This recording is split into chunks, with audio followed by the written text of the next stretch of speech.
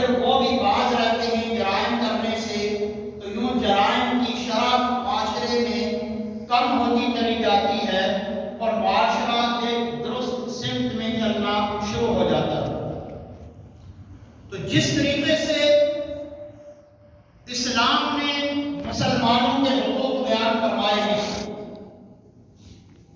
اور مسلمان مقتول جو بغیر شرعی وجہ سے قتل کر دیا جائے اس کے قاتل کو قصاص کے طور پر قتل کرنے کی شریعت اسلامیہ میں تعلیمات قرآنی ان آیات اور احادیث کی روشنی میں جو بیان کی گئی ہے، اسی طریقے سے شریعت اسلامیہ کی تعلیمات سے ہمیں یہ پتہ چلتا ہے کہ اگر کسی اسلامی ریاست کے اندر، اسلامی اسٹیٹ اور حکومت کے اندر کوئی غیر مسلم رہائش پذیر ہو، ذمی جو باقاعدہ اس وطن کا شہری ہو اور وہ جزیہ بھی دیتا ہو، اسٹیٹ کے سارے قوانین کا احترام بھی کرتا ہو، اور اگر بالفرض اسلامی ریاست کے اندر رہنے والا نان مسلم، غیر مسلم، وہ باقاعدہ رہائش پذیر تو نہ ہو لیکن وہ کسی دوسری کنٹری سے ویزا لے کر اسلامی اسٹیٹ میں عارضی طور پر رہائش پذیر ہو، جاب کے سلسلے میں، نوکری کے سلسلے میں یا کسی بھی سلسلے میں، تو ایسے غیر مسلم کی جان اور مال، عزت اور آبرو کی حفاظت بھی یہ ریاست کی، اسٹیٹ کی اور وطن کے ہر شہری کی ذمہ داری ہو جاتی ہے۔ اور شریعت اسلامیہ کی تعلیمات ہمیں یہ بتاتی ہیں کہ ایسے غیر مسلم شخص کو بھی اگر کوئی مسلمان جان بوجھ کر بغیر کسی شرعی وجہ کے قتل کر دے، مار دے، تو بدلے میں اس مسلمان قاتل کو قصاص کے طور پر قتل کیا جائے گا، اور ایسا مسلمان قاتل حدیث کی روشنی میں وہ جنت کی خوشبو کو بھی نہیں پا سکتا۔ چنانچہ اس حوالے سے امام اعظم ابو حنیفہ رحمہ اللہ کا جو موقف ہے اور اس پر جو حدیث جامع ترمذی میں امام ترمذی نے نقل فرمائی ہے، وہ میں آپ کے سامنے پیش کرتا ہوں کہ امام اعظم ابو حنیفہ رحمہ اللہ کے نزدیک غیر مسلم ذمی کی جان و مال بھی محفوظ ہے، کہ جس طرح ایک مسلمان کی جان و مال اسلامی اسٹیٹ اور ریاست میں محفوظ ہوتی ہے، بغیر کسی شرعی وجہ کے اگر کوئی اس کو مار دے گا، قتل کر دے گا، تو اس قاتل کو بطور قصاص مارا جائے گا، ادارے اس کے لیے سزا کا تعین کریں گے، اسٹیٹ اور ریاست اس کو قصاص کے طور پر اس کے انجام تک پہنچائے گی، تاکہ باقی جو مملکت اسلامیہ میں رہنے والے باشندے ہیں ان کی جان اور مال کا تحفظ ہو سکے۔ اسی طرح فرمایا کہ غیر مسلم ذمی کی جان و مال بھی اسلامی ریاست میں محفوظ ہوتی ہے، اس کی جان و مال کا تحفظ بھی یہ اسٹیٹ کی ذمہ داری ہوتی ہے، ریاستی اداروں کی ذمہ داری ہوتی ہے اور وطن کے ہر شہری کی ذمہ داری ہوتی ہے۔ پھر آگے فرماتے ہیں کہ اور اگر کسی مسلمان نے اس ذمی کو، غیر مسلم کو، جو مستقل طور پر اسلامی اسٹیٹ میں رہائش پذیر ہو یا عارضی طور پر وہ ویزا لے کر جاب کے سلسلے میں یا وزٹ ایز اے وزٹر آیا ہو یا کسی بھی سلسلے میں وہ اسلامی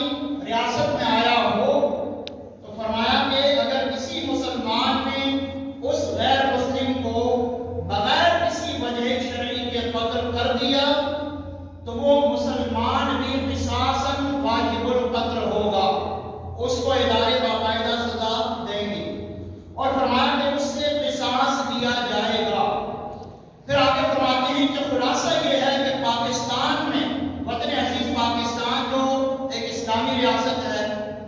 کلمے کی بنیاد پر اس ریاست کو اللہ کے فضل و کرم سے حاصل کیا گیا، تو پاکستان میں رہنے والے تمام ایسے پابند آئین و قانون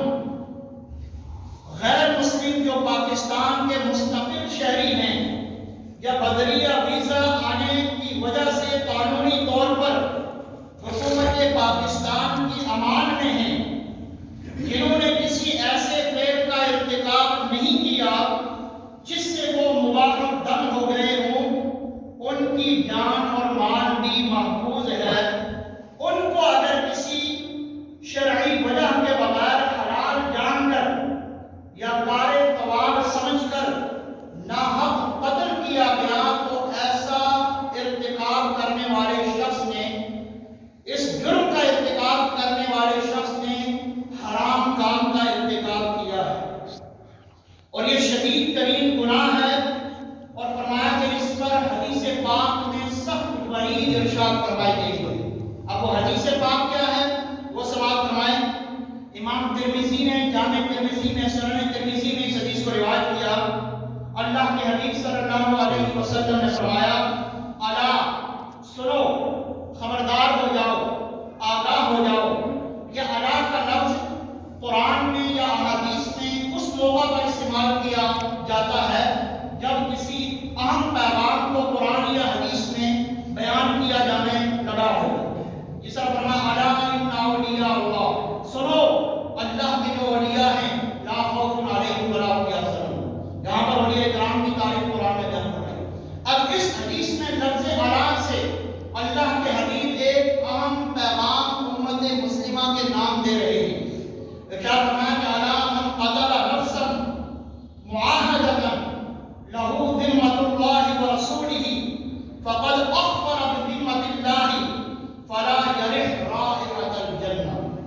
ترجمہ اس کا یہ ہے کہ یاد رکھو، جو شخص مسلمان ریاست کے کسی ایسے غیر مسلم کو قتل کرے جس کا ریاست سے معاہدہ ہے اور اللہ اور اس کے رسول نے اس کی جان اور مال کی حفاظت کی ذمہ داری دی ہے، تو فرمایا کہ وہ اللہ کی ذمہ داری کی بے حرمتی کرتا ہے قتل کرنے والا۔ اور ایسا قاتل جس نے معاہدہ شدہ غیر مسلم کو اپنی اسٹیٹ میں بغیر کسی شرعی وجہ کے مار دیا ہو، ایسا قاتل فلا یرح رائحۃ الجنہ، فرمایا کہ وہ جنت کی خوشبو بھی نہیں سونگھ سکے گا۔ اسی طریقے سے اس حدیث کو امام ترمذی نے روایت کیا۔ اس کے علاوہ امام دارقطنی نے ایک حدیث کو سنن دارقطنی میں روایت کیا۔ حضرت سیدنا عبداللہ ابن عمر رضی اللہ تعالیٰ عنہ حدیث کے راوی ہیں، فرماتے ہیں کہ نبی کریم صلی اللہ علیہ وسلم نے ایک مسلمان کو ایک معاہد، یعنی ایسا کافر جس نے معاہدہ کیا ہوا تھا، اس کے بدلے میں قتل کر دیا۔ یعنی مسلمان نے ایک معاہد غیر مسلم کو بغیر شرعی وجہ کے جب قتل کیا تو قصاص کے طور پر بدلے میں اللہ کے رسول نے اس مسلمان قاتل کو قتل کرنے کا حکم اطلاق فرمایا، اور آگے فرمایا کہ جو لوگ اپنے معاہدے کو پورا کرتے ہیں میں ان میں سب سے بڑا کریم ہوں، کہ اس شخص نے چونکہ معاہدہ کیا ہوا تھا، یہ اسٹیٹ کے آئین اور قانون کی پابندی کر رہا تھا اور بغیر شرعی وجہ کے اس کو مار دیا گیا، لہذا اس کی جان اور مال اور عزت اور آبرو کی حفاظت یہ اسٹیٹ کی ذمہ داری تھی، اور چونکہ باقاعدہ اس کو ظلمن قتل کیا گیا، لہذا بدلے میں جو ظالم ہوگا، قاتل ہوگا، اس کو بھی فرمایا کہ قصاصاً قتل کیا جائے گا۔ تو شریعت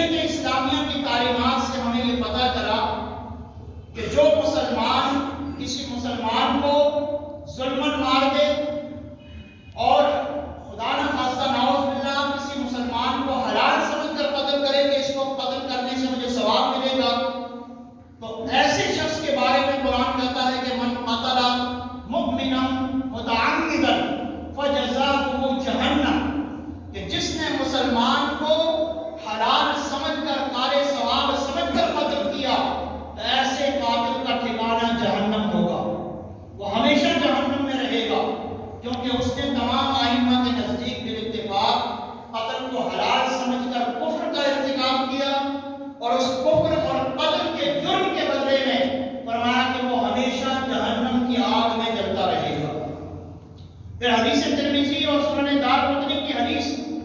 کے مفہوم سے ہمیں یہ پتہ چلا کہ جو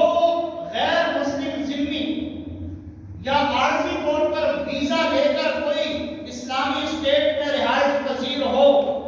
اس کی جان اور مال کا تحفظ بھی اسٹیٹ کی، ریاست کی، اور جن لوگوں نے ان کو بلایا ہوتا ہے ان کی آئینی اور قانونی طور پر، یہ شرعی طور پر ذمہ داری بن جاتی ہے۔ اس لیے بلا وجہ شرعی کسی کی جان کو لے لینا اور اس کو اعزاز سمجھنا، یہ اسلام کی بھی بدنامی کا باعث بنتا ہے، وطن عزیز کی بھی بدنامی کا باعث بنتا ہے، جس شہر میں یہ واقعہ ہو اس شہر کی بھی بدنامی کا باعث بنتا ہے، مسلمانوں کی بدنامی کا بھی باعث بنتا ہے۔ تو ایسی حرکات سے تمام مسلمانوں کو ہمیشہ کے لیے اجتناب کرنا چاہیے۔ اب مجموعی طور پر اگر ہم مسلمان اپنی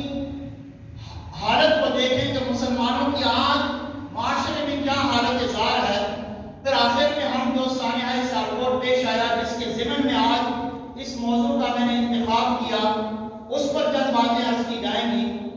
آج ہم مسلمانوں کا بطور مسلم کیا حال ہے؟ کیا آج مسلمانوں کا کردار اور مسلمانوں کی زندگی کو ہونی ایسی چاہیے تھی کہ سیرت رسول کے سانچے میں ڈھلی ہوئی زندگی ہونی چاہیے تھی کہ مسلمان کو دیکھ کر نان مسلم متاثر ہو کر اسلام میں داخل ہو اور یہ کہیں کہ یہ محمد عربی کا سچا غلام جا رہا ہے، لیکن بدقسمتی سے بحیثیت مسلمان، بحیثیت قوم اور بحیثیت مسلم امہ آج مسلمانوں نے محمد عربی صلی اللہ علیہ وسلم کی تعلیمات کو پس پشت ڈال دیا ہے۔ آپ کی تعلیمات پر کما حق عمل کرنا مسلمانوں نے چھوڑ دیا ہے۔ اس کے چند واقعات میں آپ کے سامنے پیش کرتا ہوں کہ ایک ہندو مذہب کا شخص ہے، اس نے ہمارے اور آپ کے آقا محمد عربی صلی اللہ علیہ وسلم کی سیرت پر ایک جامع کتاب لکھی ہے۔ اس کتاب کا نام اس نے رکھا ہے عرب کا چاند، اور بڑے بڑے اکابر علماء سے میں نے یہ سنا ہے کہ وہ کتاب پڑھ کر کئی غیر مسلم مسلمان ہو گئے۔ ایک ہندو شخص کی لکھی ہوئی کتاب اور ہمارے اور آپ کے آقا کی سیرت پر لکھی گئی کتاب پڑھ کر کئی نان مسلم اسلام میں داخل ہو گئے، لیکن وہ ہندو شخص جس نے محمد عربی کی سیرت پر اتنی جامع کتاب لکھی وہ خود مسلمان نہیں ہوا۔ ایک بہت بڑے عالم کے بیان میں نے یہ سنا کہ اس سے پوچھا گیا کہ تم نے محمد عربی کی سیرت پر اتنی جامع کتاب لکھی ہے، جس کتاب کو پڑھ کر لوگ اسلام میں داخل ہو رہے ہیں، ہونا تو یہ چاہیے تھا کہ تم نے سیرت کو لکھا ہے، وہ سیرت لکھتے ہی تم اسلام میں داخل ہو جاتے۔ تمہاری کتاب کو پڑھ کر لوگ مسلمان ہو رہے ہیں، تم مسلمان کیوں نہیں ہوئے؟ اس سے یہ کسی نے بعد میں سوال کیا تو اس نے جو جواب دیا وہ ہم مسلمانوں کے لیے ایز اے مسلم امہ لمحہ فکریہ ہے۔ اس نے کہا کہ میں نے مسلمانوں کے آخری نبی کی سیرت پر جامع کتاب کو تحریر کی ہے، اور ان کی سیرت کے جو جامع اوصاف اور کمالات ہیں ان کو کما حق میں نے قلم بند کرنے کی کوشش کی ہے، اور جس کو پڑھ کر مسلمانوں کے ایمان تازہ ہو جاتے ہیں اور غیر مسلم مسلمان ہو جاتے ہیں۔ لیکن میرے مسلمان ہونے نہ ہونے کا ریزن یہ ہے کہ میں نے جب محمد عربی کی سیرت کو پڑھا، مطالعہ کیا، اسٹڈی کی، پھر اس کو تحریری شکل میں لایا، پھر میں نے اپنے معاشرے اور سوسائٹی کے مسلمانوں کو دیکھا کہ کیا ایسے مسلمان جو محمد عربی کا کلمہ پڑھنے والے ہیں، ان کے امتی ہونے کا دم بھرنے والے ہیں، آیا ایسے مسلمان معاشرے میں موجود ہیں یا نہیں؟ میں اس ریسرچ میں لگ گیا۔ تو یہ مکمل ریسرچ اور تحقیق کرنے کے بعد میں اس نتیجے پر پہنچا ہوں کہ مسلمانوں کے نبی سچے تھے، برحق تھے، ان سے بڑھ کر صادق اور امین دنیا میں اللہ نے کسی کو نہیں بھیجا۔ لیکن افسوس سے میں ساتھ یہ بھی کہہ رہا ہوں، یہ بھی تبصرہ کر رہا ہوں کہ محمد عربی کی سیرت پر مسلمانوں نے عمل پیرا ہونا، ان کی تعلیمات پر چلنا ایز اے قوم، ایز اے مسلم امہ چھوڑ دیا ہے، ان کی تعلیمات کو پس پش ڈال دیا ہے۔ اس ہندو رائٹر کے یہ الفاظ ہیں کہ جب میں موجودہ مسلمانوں کی حالت زار کو دیکھتا ہوں تو میں اس نتیجے پر پہنچا ہوں کہ میں اپنے مذہب پر ہی ٹھیک ہوں، کہ کہیں ایسا نہ ہو کہ میں بھی ان مسلمانوں کی طرح ہو جاؤں جو خیانت کرنے والے ہیں، جو دیانتدار نہیں رہے، جو دھوکہ بازی کرتے ہیں تجارت میں، معاشرت میں، بزنس میں، کاروبار میں، لین دین میں، جھوٹ اور فراڈ کو جنہوں نے اپنی زندگی کا اوڑھنا اور بچھونا بنا لیا ہے، جو دوسروں کو نقصان دینے کی طرف ہوتے ہیں، جن کی زبان پر سچائی کے بجائے ہمیں جھوٹ نظر آتا ہے، بحیثیت مسلم امہ، مسلم قوم کو جب میں دیکھتا ہوں، ان کی حالت زار کو دیکھتا ہوں تو میں اس نتیجے پر پہنچا ہوں کہ میں اپنے مذہب پر ہی ٹھیک ہوں۔ یہ ایک ہندو رائٹر کے جس نے ہمارے آقا کی سیرت پر کتاب لکھی، یہ مسلمانوں کے بارے میں اس نے اپنی رائے کا اظہار کیا۔ اسی طرح پاکستان کرکٹ ٹیم کے سابق کپتان اور سابق چیف سلیکٹر انضمام الحق مشہور ہیں، سب جانتے ہیں، ان کا ایک ویڈیو بیان میں نے سنا، بہت پہلے سنا تھا۔ وہ بتا رہے ہیں کہ ویسٹ انڈیز کی کرکٹ ٹیم پاکستان کے دورے پر آئی تھی، جیسا کہ آج کل بھی آئی ہوئی ہے، تو کراچی کے اندر ٹیسٹ میچ تھا۔ اس وقت ویسٹ انڈیز کے سٹار کپتان اور کرکٹر برائن لارا، اس کو کہا کہ محمد یوسف جو خود بھی پہلے عیسائی مذہب کے تھے لیکن الحمدللہ اللہ نے ان کو اسلام کی توفیق دی، مسلمان ہو گئے اور بہترین اسلامی زندگی وہ گزار رہے ہیں۔ محمد یوسف نے انضمام الحق کہتے ہیں کہ مجھ سے مشورہ کیا کہ کیا ہم برائن لارا کو اسلام کی دعوت نہ دیں؟ میں نے کہا بہت اچھی بات ہے۔ ایک بہت بڑے تاجر کا غالباً انہوں نے نام لیا کراچی میں، بزنس مین کا، بولا ان کے گھر پر ڈنر کا اہتمام کیا گیا اور برائن لارا کو اسپیشل اس ڈنر میں مدعو کیا گیا۔ وہ آئے تو محمد یوسف نے ان کو اسلام کی دعوت پیش کی۔ محمد یوسف نے برائن لارا سے کہا کہ ہم مسلمان ہیں الحمدللہ، اور ہم اس طریقے سے اپنے اللہ کے کو ایک مانتے ہیں، اللہ کے احکامات کی پابندی کرتے ہیں، اور محمد عربی صلی اللہ علیہ وسلم ہمارے نبی اور رسول ہیں، ان کی تعلیمات پر ہم عمل کرتے ہیں، نماز کی ہم پابندی کرتے ہیں، پڑوسیوں کے حقوق کا اسلام ہمیں یہ درس دیتا ہے، اور ہمارے جو معاشرتی معاملات ہیں اس کے بارے میں اسلامی تعلیمات ہمیں یہ پیغام دیتی ہیں، تو ہم آپ کو بھی اسلام کی دعوت پیش کرتے ہیں، آپ اس کو ایکسپٹ کریں، قبول کریں۔ انضمام الحق کے یہ الفاظ ہیں، آج بھی وہ بیان یوٹیوب پر موجود ہے، آپ سرچ کر کے اس کو سن سکتے ہیں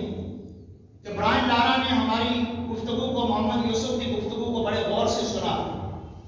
سننے کے بعد وہ خاموش ہو گیا تھوڑی دیر کے لیے، اور اس نے کہا کہ آپ صحیح کہہ رہے ہیں کہ اسلام ایک سچا اور کامل مذہب ہے، اس میں کوئی دو رائے نہیں، ہم اس کو مانتے ہیں، اور جو آپ نے اپنے نبی کے طریقے ابھی میرے سامنے بیان فرمائے ہیں اس سے بھی ہم اگری کرتے ہیں، اس سے بھی کوئی ہمیں دو رائے نہیں کہ ان کے طریقے پر چلنے میں ہی نجات ہے اور دنیا اور آخرت میں کامیابی ہے۔ جو شخص ان کا کلمہ پڑھ لے گا وہ جنت میں داخل ہو جائے گا، جہنم کے عذاب سے بچ جائے گا۔ یہ کمنٹ کرنے کے بعد کہا کہ جب وہ ہوٹل واپس جا رہا تھا برائن لارا، تو اس نے کہا کہ میں آپ سے معذرت چاہتا ہوں، اور انتہائی معذرت کے انداز میں آپ سے کہتا ہوں، محمد یوسف اور انضمام الحق سے کہا کہ آپ نے اسلام کی سچائی، محمد عربی کی تعلیمات جو میرے سامنے بیان کی ہیں وہ بالکل پرفیکٹ ہیں، 100% وہ درست ہیں، لیکن میں آپ سے معذرت چاہتا ہوں کہ ایسے مسلمان آج ہمیں اس معاشرے میں نظر نہیں آتے کہ جو تعلیمات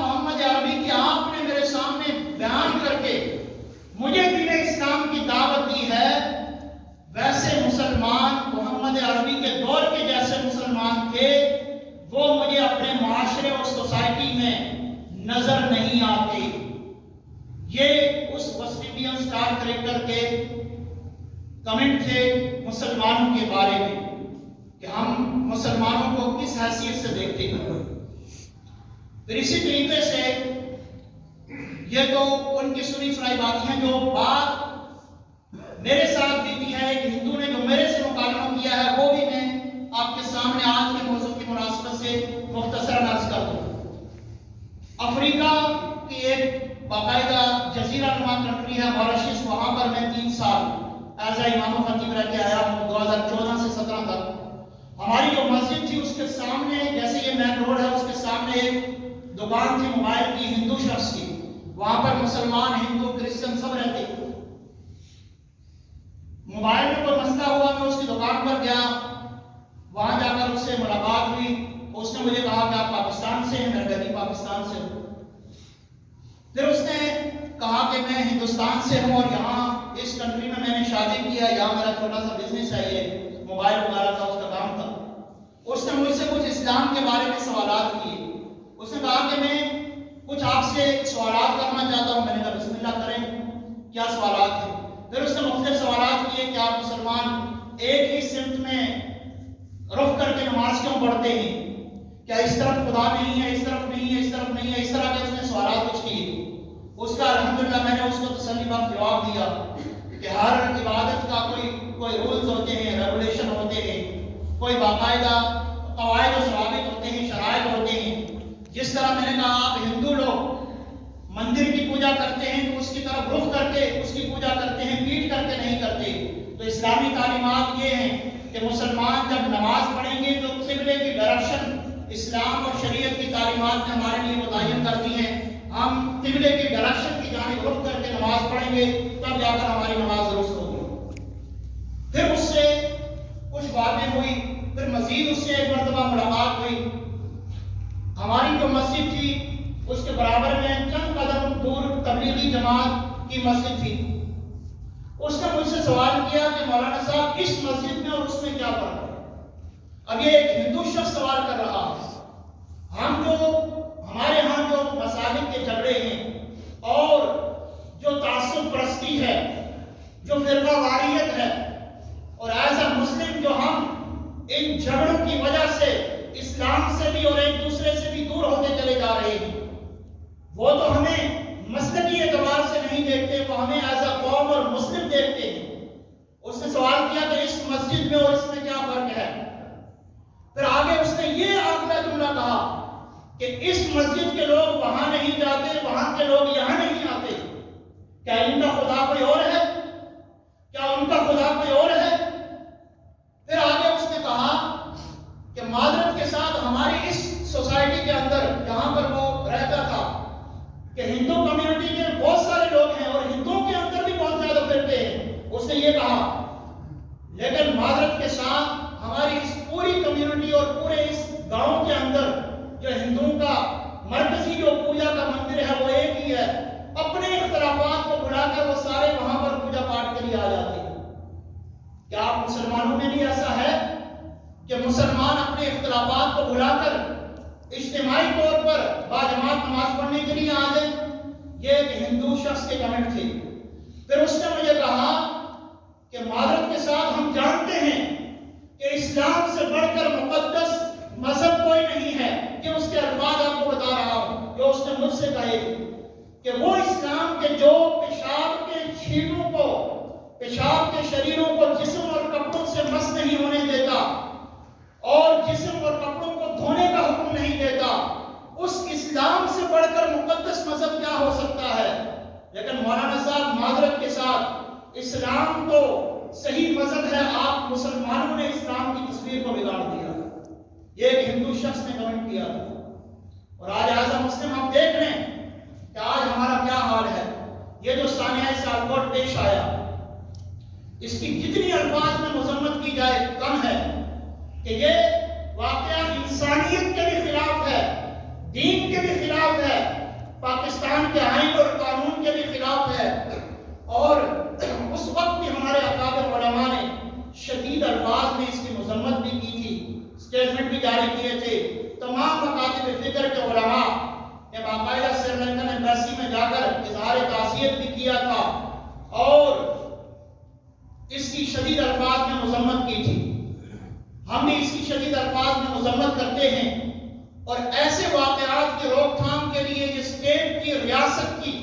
حکومتی اداروں کی ذمہ داری ہے کہ ایسے مجرموں کو کیفر کردار تک پہنچایا جائے. جب تک کہ ایسے مجرموں کو آپ سر عام پھانسی پر نہیں لٹکائیں گے، اس طرح کے واقعات کی روک تھام مشکل ہے. اس سے پہلے کراچی کے علاقے بلدیہ ٹاؤن میں جو سانحہ پیش آیا تھا،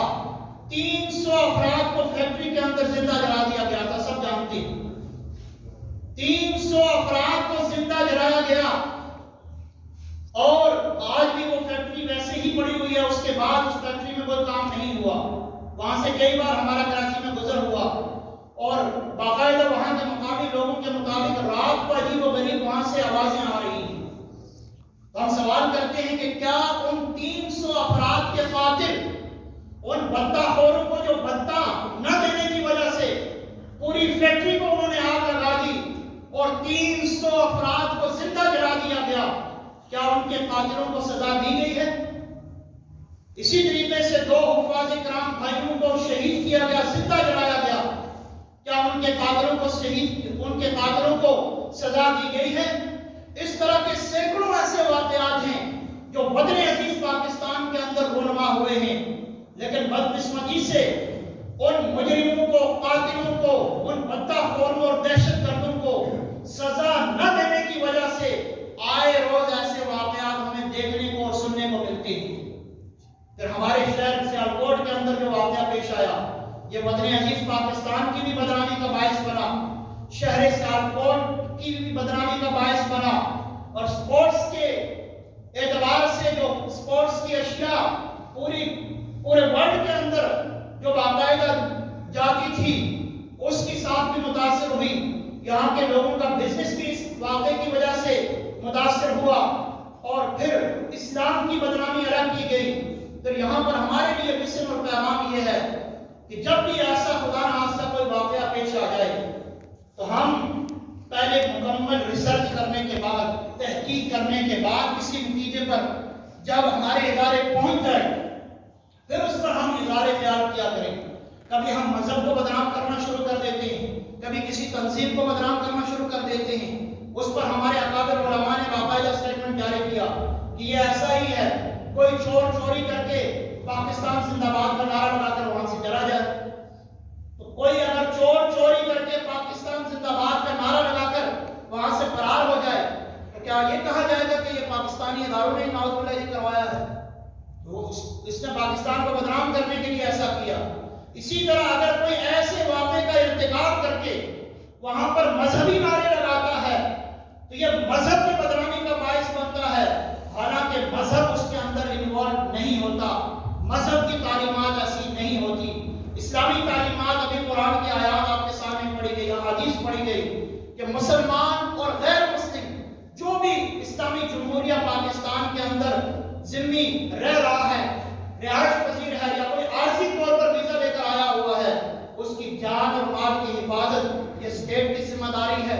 یہ اداروں کی ذمہ داری ہے، وطن کے ہر شہری کی ذمہ داری ہوتی ہے. اللہ تبارک و تعالیٰ کی بارگاہ میں دعا ہے